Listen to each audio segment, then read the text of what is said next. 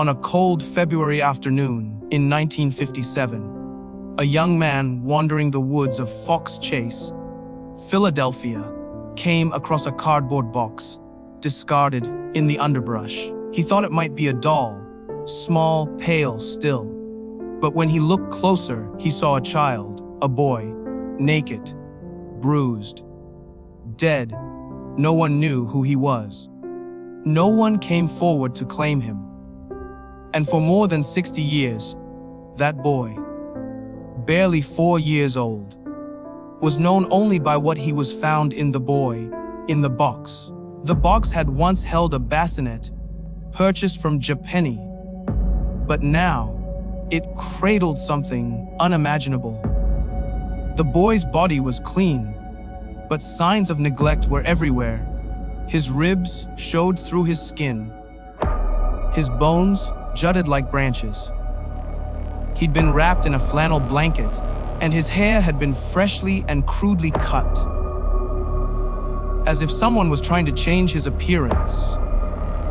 His body bore scars, one on his ankle, another near the groin, and one on his chin. Surgical, precise. Not random wounds, but remnants of care or control. Yet there was no record of a missing boy. No child reported lost. It was as if he had never existed. Philadelphia police launched one of the most intense investigations the city had ever seen. More than 400 zeros and flyers were printed and handed out. His face, rebuilt by morticians using cold cream and combed hair, was published in newspapers, plastered on telephone poles, and even stuffed into utility bills sent to every home in the region. They called him America's unknown child.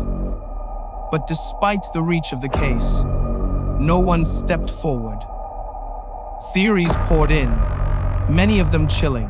One woman claimed she had grown up in a foster home nearby, and that the boy had lived there too. Beaten, starved, and eventually discarded like trash. Others speculated he had been the victim of a traveling carnival, sold or stolen from a family in shame. A psychic said she saw visions of a red, doored house and a boy kept in a basement. Every lead was investigated, every tip chased down. None led anywhere. With nowhere else to turn, investigators buried the boy in a cemetery, marking his grave with a single phrase: "Heavenly Father, bless this unknown boy." A year after year, the case grew colder. Generations passed, but some never gave up. The Vidaku Society, a secretive group of retired detectives, FBI agents, and forensic experts, took on the case. They believed someone, somewhere, had buried the truth. Then, in 2022, 65 years after the boy was found, technology finally succeeded where decades of detectives had failed. Through forensic genealogy, the boy was identified: Joseph Augustus Zarelli, born in 1953, the child of a prominent family in West Philadelphia. He had siblings. He had living relatives. But none of them had ever reported him missing.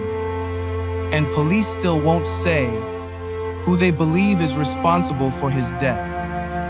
In 2023, on what would have been Joseph's 70th birthday, a new headstone was placed where the original once stood. This one bore his name, a real name: Joseph Augustus Zarelli, January 13, 1953, February 1957. For the first time, the boy in the box had a voice. But while we now know who he was, we still don't know what happened. Why was he discarded in a box? Why did no one report him missing? And most of all, who silenced Joseph? This case may now have a name, but it still doesn't have an ending. Maybe that's where you come in.